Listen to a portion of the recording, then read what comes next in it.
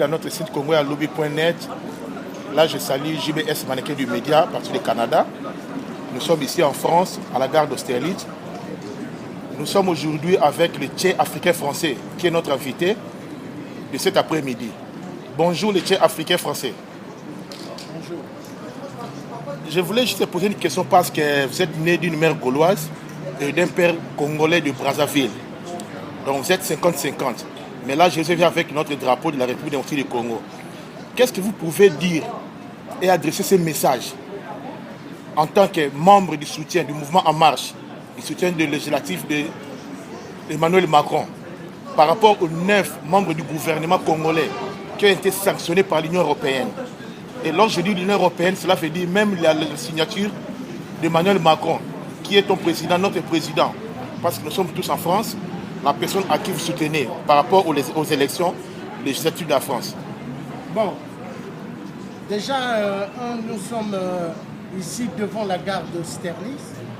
Donc, pour faire ce que la campagne législative pour le nouveau président Emmanuel Macron.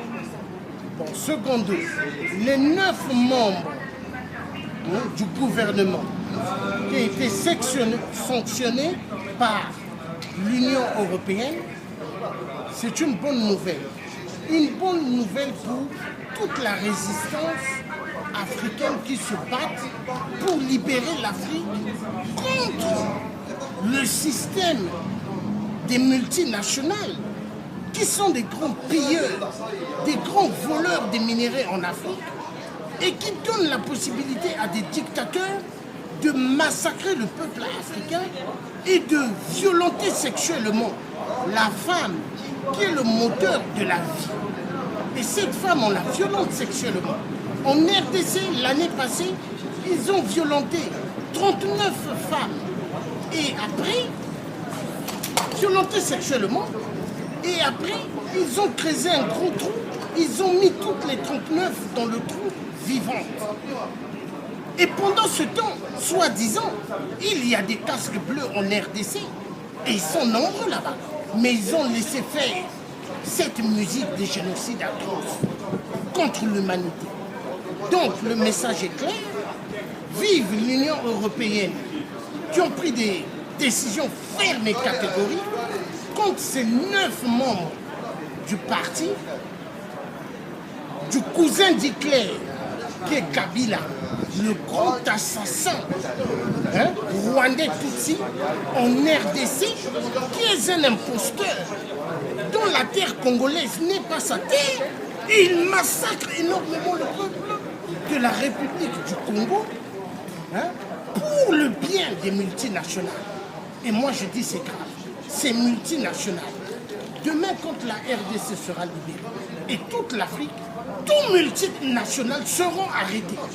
Et en premier, il y a Vincent Bolloré, le plus grand voleur de tous les ports africains, Vincent Bolloré. Il sera arrêté, Areva seront arrêtés, Total seront arrêtés. C'est moi qui vous le dis. Moi, le Tchè africain et français, dont ma mère est une Gauloise. Ma mère, c'est pas une Espagnole, ni une Russe, ni une Vietnamienne, mais c'est une Française. Donc, ici, je suis connu par tous les gouvernements véreux me connaissent et j'ai fait un travail immense pour qu'on puisse les dégager. Donc, Hollande le corrompu a eu une leçon efficace.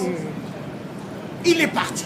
Il est parti parce que c'était un locataire de l'Élysée.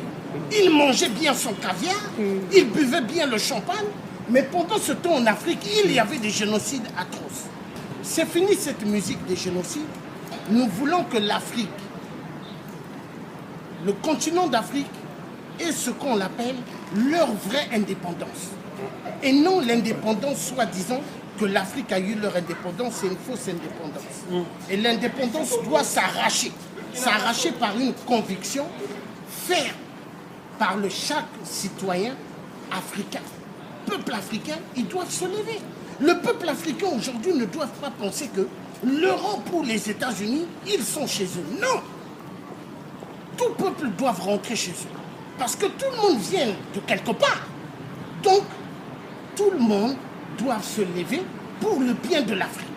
Aujourd'hui, moi, je demande au président qui a été élu, Emmanuel Macron, de prendre des décisions fermes aussi par rapport à la Syrie, par rapport à l'Irak, par rapport à la Libye, où est-ce que Sarkozy a mené des guerres pour les biens des multinationales.